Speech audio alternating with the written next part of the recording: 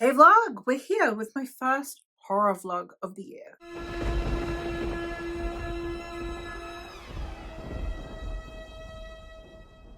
Last year I did a fantasy reader reads romance series of vlogs. This year we're doing the same but with horror, a fantasy reader reads horror vlogs. And for this one, I thought the best way to transition from romance to horror is that we're going to read horror romances. We've got a vampire romance, horror, gothic thing. We've got a monster romance. We've got a shifter romance. They're all on the horror spectrum. I'm excited to give these a try. They're all also romantically inclined. I have heard good things about all of these, so I'm hoping that they will pull through as my first horror vlog. We're going to go through today what books we're going to be reading for this vlog. The first one that I have is Vampires of el Norte by Isabel Cañas, and in this story we are following the conflict that is happening on the Mexico-Texas border. We are following Nina, who is the daughter of a Mexican rancher. 9 years ago, her lover Nestor believed that she died, so then he left. She thought he abandoned her when really he was running away from his grief. So then when they get thrown back together again, their reunion is quite shocking. Obviously he believes that she's back from the dead, she believes that he abandoned her. However, when they are then confronted with nightmare made flesh is what it's called here, I'm assuming a vampire, they're both going to have to work together to protect themselves and those they love. I'm excited to give this one a try, especially because it is like cowboys versus rancheros, so we've got a lot of the Anglo-Hispanic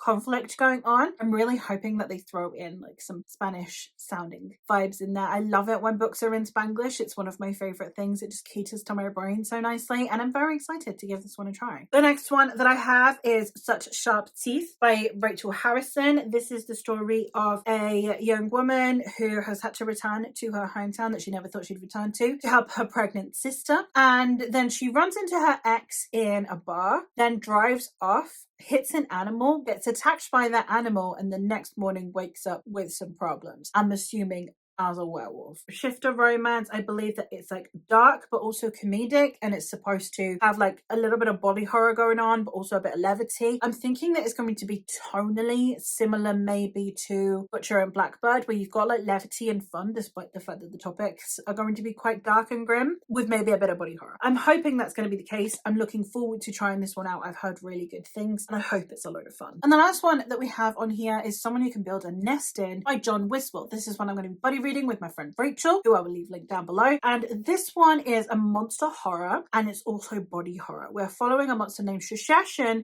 who is a monster that lives in a forest that is hunted by the local villagers because she eats them if they enter into her realm. When she consumes the humans, she can take on a humanoid form. So when she saves a young woman or a young woman saves her, I can't remember which way around it goes, she falls in love with this woman. And then it becomes a sapphic romance, but this woman doesn't know that Shashashin is the monster that her people are hunting and that they fear. I've heard that this is like a cozy romance meets body horror, which what a combo, right? Like how do you make it like gruesome and creepy while at the same time cozy and cute? I'm here for it. The thing is, right, if you look at the UK versus US covers, you'll understand what I mean. Like it's both, because the UK cover looks like a cozy romance and the US cover looks like a horror, and apparently they both fit. They both work for this book, so I'm very excited to give this a go and hopefully we're gonna have a great time. I am going to be starting with Vampires of el Norte. I have actually started this one. I'm not very far in though, so I will check in later to actually have a chat about it. I'm suspecting I'm going to have a good time with this vlog.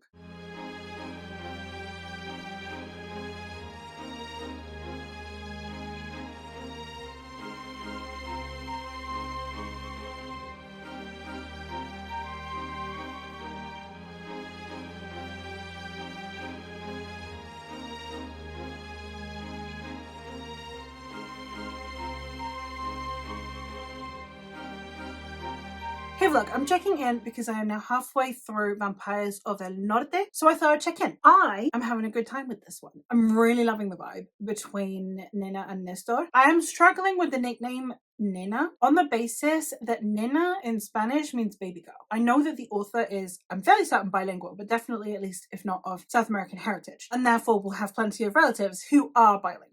So I know she knows this, right? I know people called Magdalena and none of them have ever gone by Nina because, again, Nina means baby girl. Now, we're not given a context as to why it's her nickname. Like, it just acts as though that's a normal abbreviation for Magdalena.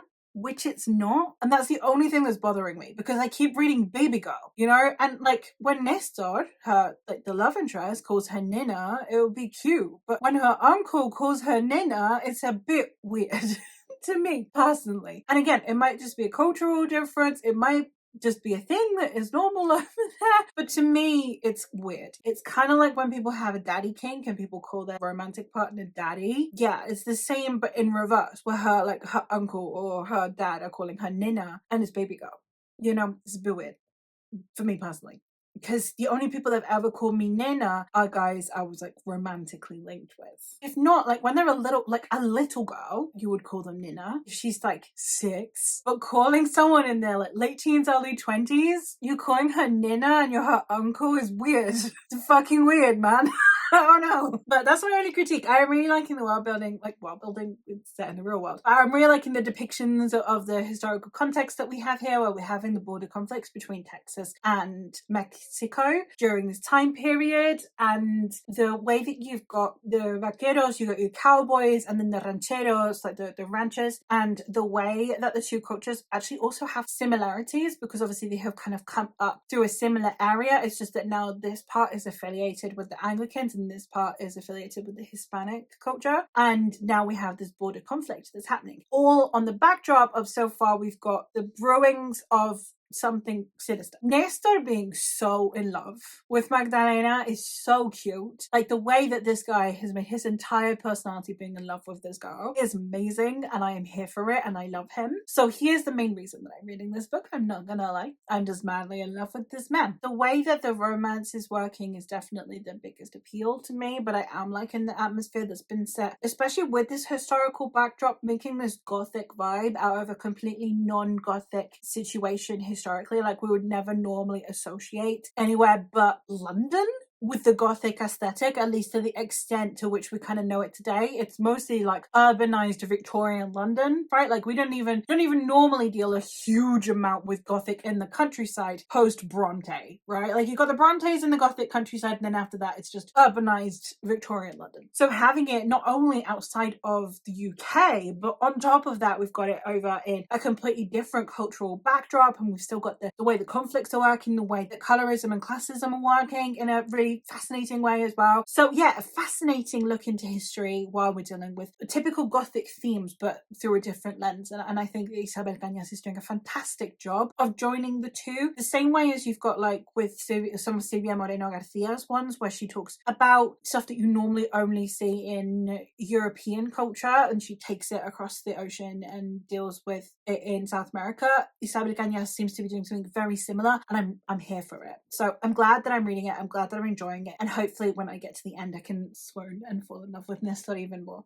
So I'm going to go do that. I'm going to go continue reading, and once I get to a good place to stop, or once I'm finished, like if I've got something to say beforehand, I'll check in. If not, once I'm done, we'll see what I end up writing it. Alright vlog, I'm quickly checking in because I have finished Vampires of El Norte and I want to get on to my next book, so I'm going to do this quickly because I'm in a rush. I did finish Vampires of El Norte and I did really like it. If you are coming to this book because you want a horror book, this is not for you. This is not one I would recommend for fans of horror. The same way as a lot of the Silvia Moreno Garcia ones that are a little bit more marketed as horror, and then you read them and there's not a huge amount of horror to them. It's just vibes and a little bit of gothicness. This is the same. It is gothic in atmosphere and in vibe, and you do have the elements of horror both with the vampires and then also the social horrors. Huge critique on colonialism, toxic masculinity and sexism, gender roles, on classism. There's lots of those conversations being had throughout this book. Some of the things I already touched upon, some more things that arise throughout the rest of the book. And those are things that are really important and are discussed in here, and of course are real world horrors. And then on top of that, you have the paranormal element with the vampires and all of that. So I would definitely say that this has elements that are horrifying, but if you are looking for a straight up horror and you just want some romance in it, this is not going to be for you. This is not a book that I would necessarily categorize as horror, aside from the creepy moments with the paranormal bits. Now, of course, it's horror. I'm not trying to say that all horror needs to be shocking and needs to be super scary and all of that. It's horror light, you know? The same way a Diet Coke is still a Coke, this is a horror, but light, you know? And it's much more about the vibes and the atmosphere and all of that stuff. I had a good time with this one. Again, the conversations are ones that appeal to me. The relationship between Nestor and Nina is definitely one that I really enjoyed and one that I would continue to read happily. I would continue to love to see how their lives go and what it entails for them. Also, if you are a fan of Daughter of Fortune by Isabel Allende, you like that sort of Victorian-esque era but South America, or like I said, any of the Silvia Moreno Garcia ones, especially Mexican Gothic and the beautiful ones, I would recommend this one. And I will definitely read something else by Isabel Cañas. It's an era that I like, discussed in a way I like, that confronts issues that are of interest to me with an interesting atmosphere, great vibes, interesting writing style, and characters that I really did enjoy. So this is not one I would necessarily say, yay, I am really in my horror era now, thank God I read that one, but it was good. I had a great time with it. I've been in a Regency era for a hot minute now, so I have no complaints about reading a Victorian one, you know? Not one that I would necessarily rave about to horror fans, which obviously this is a horror vlog, so I understand if this is not one that I would be pitching to you as a horror fan. That being said, it does mean that now I get to move on to my next book, which is Such Sharp Teeth. I'm excited to get to this one on the basis that I do think that this is going to be fun. Like, I think it's going to be horror, and I think it's going to be fun at the same time. This was on a list that was horror romances, and it was on the same list as Butcher and Blackbird, which is a serial killer romance. So I'm hoping that we've got those same vibes where we've got the levity of tone and that it's fun and entertaining, and that there's a lot of romance that's a little bit fucked up, but at the same time we're going to get a little bit of body horror, a little bit of grossness and things that are, you know, that you normally find in horror, but add in some spice and some romance in there just for good measure. So I don't think it's going to take me very long to read. This one is 314 pages, so it really shouldn't take me too long to get through, and if it's as compulsively readable as I expect it's going to be, I suspect I'm going to fly through it. So once I am halfway, I will check in and let you know how I'm faring, and we'll see if we can get the show on the road. And this might end up being a really quick vlog because I don't know how long it's going to take me to read the last one, which is Someone You Can Build a Nest In, because I'm buddy reading that with Rachel. So who knows how long that one will stretch out, but so far at least I've enjoyed the first one. Hey vlog, I am here to check in because I am now halfway through Such Sharp Teeth, so I thought I would give you some thoughts. So far we have had where our protagonist did indeed go out drinking, run into a guy that used to be into her in high school, leave the bar that she saw him at, hit an animal, get attacked, and then wake up, and indeed she is a werewolf. She is at the minute staying with her sister, who is pregnant, and the boyfriend, childhood high school sweetheart, has left her since finding out that she was pregnant, and the sister doesn't seem all that enthusiastic about being pregnant, and some people think that it's just because her partner left her. Some people think that she just really wasn't looking to be a mum, but now is kind of in this position anyway. And that is really an interesting conversation as well. The interactions between the sisters I'm really enjoying, but the tone of this is fabulous. Our protagonist's humor is just so my humor. I am having so much fun with the comedic element of this. Now, would I call this a romance? Not necessarily. I'm halfway in, and like, she's interested enough in Ian to sleep with him. That's about it. I would not call this romance yet. Not yet, anyway. There's still time in the second half. I'm really loving the discussions that we are having in here around grief and trauma and dealing with life, I guess. We have an interesting relationship that they have with their mother. The thing is that Rory is an interesting character to me because she has so much bravado and it's not fake. Like, a lot of the time you have someone who's like really tough on the outside and is really vulnerable on the inside. She is funny and she has a lot of like sassiness, and that's in her inner monologue as well, which I really appreciate, because it's, you know, you don't have to always have someone who is melting on the inside have to be the one that's got the bravado on the outside. But she is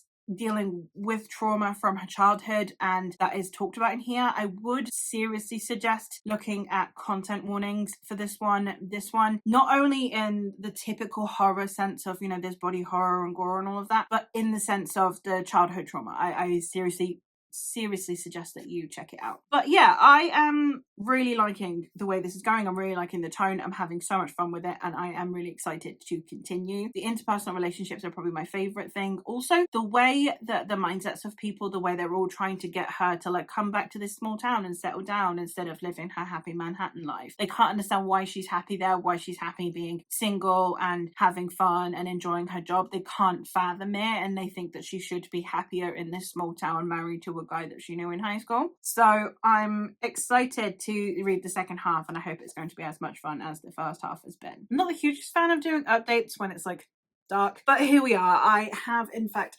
finished Such Sharp Teeth by Rachel Harrison. This one, I ended up having a really good time with this one. I like the humor in it. I love the voice of the main character. I think that it's really interesting the way we're seeing these really complicated interpersonal relationships, and obviously the metaphor section behind the werewolfness. I think that there's a lot of like heavy discussions in here, things that would be spoilers that I can't talk about, but there's a lot of heavy discussions in here, and especially the weight of carrying other people's problems and then it not being reciprocal was quite interesting, and the way that certain, especially women, are supposed to be tough and therefore resilient and work their way through things. There's also an awful lot of saying things that you kind of mean but that you don't mean to be hurtful to the people that you love when they are inadvertently hurting you through their own selfishness or simply through their own blindness. There's so many things going on here thematically on top of just the horror aspects and the romance. The romance does definitely kick into gear a lot more in the second half, so I would understand why this is kind of considered a romance. But yeah, it's mostly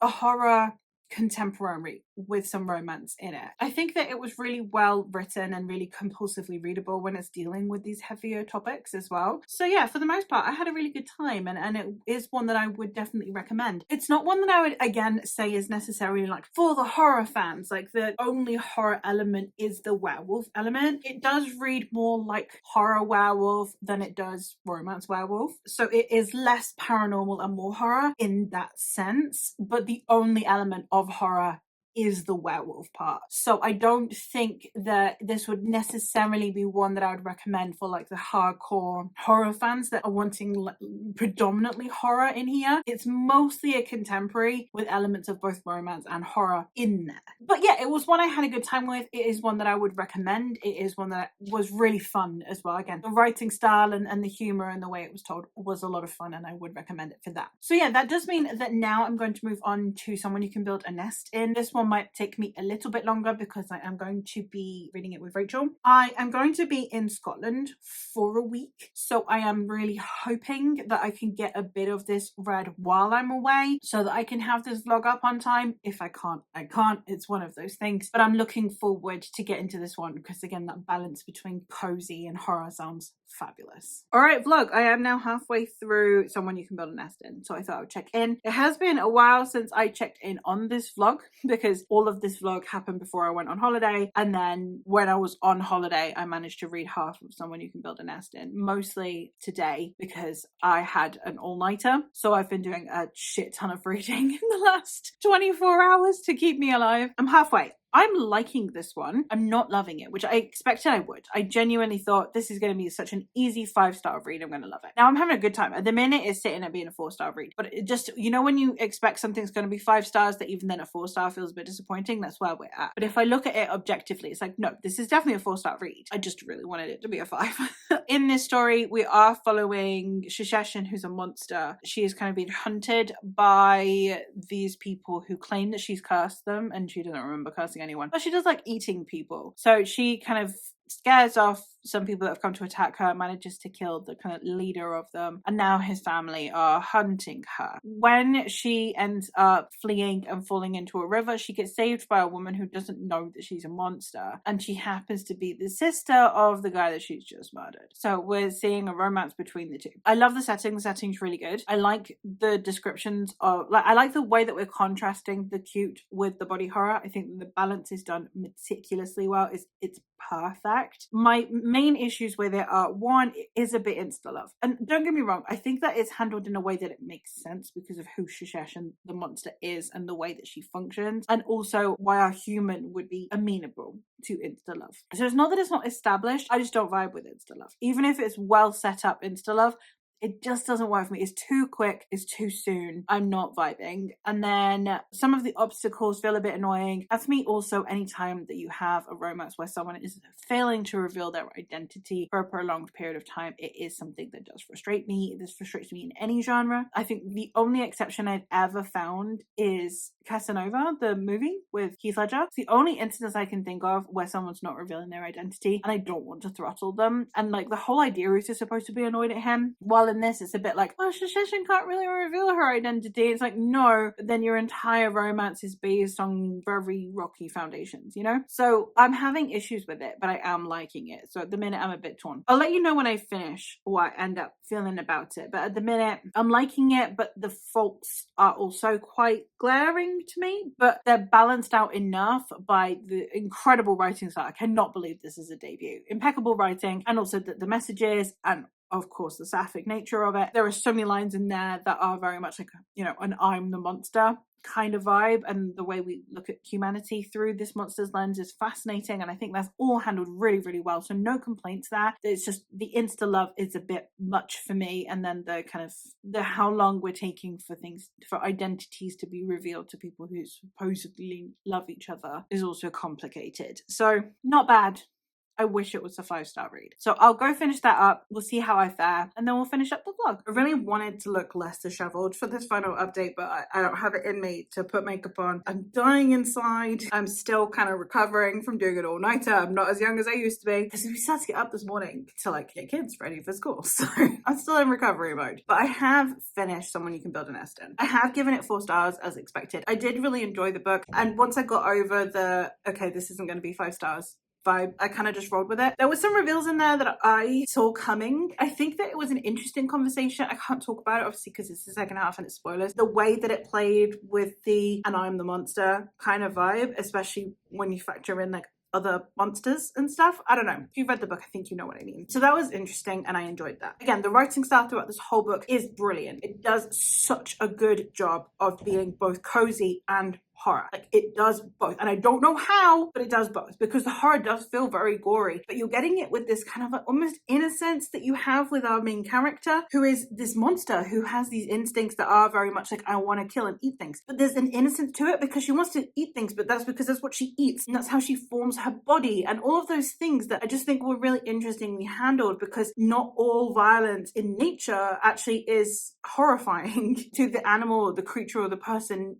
doing it. You know, in the case of Shisheshin, she needs to eat. It's that simple. And then you see the level of cruelty that comes from humans, where it's a deliberate cruelty, and that is really interestingly explored, and I really did appreciate it. I liked the way that it ended. So overall, I had a good time with this book. It has got 4 stars. It's not reached the 5-star that I was hoping it'd be, but I would definitely recommend, and I would definitely read this author's next release, which I think comes out this year, so I'm excited to give that a try. So that does mean that I'm wrapping up the vlog. So I did finish The Vampires of El Norte by Isabel Cañas, and I really did like this one. Again, not one that I'd recommend to horror fans, so not the best start to like horror vlogs, but I did enjoy it. And while I understand that it's horror because of its paranormal elements and the gothic vibes, it's not someone that if you're looking for horror in a horror sense, I would recommend. It is a bit creepy. There's a bit of atmosphere to it. There's a bit of unsettling aspects to it as well. Think Mexican gothic, but lighter on the horror, I'd say. Personally, I really enjoyed it, and I love the exploration of these characters. Then we have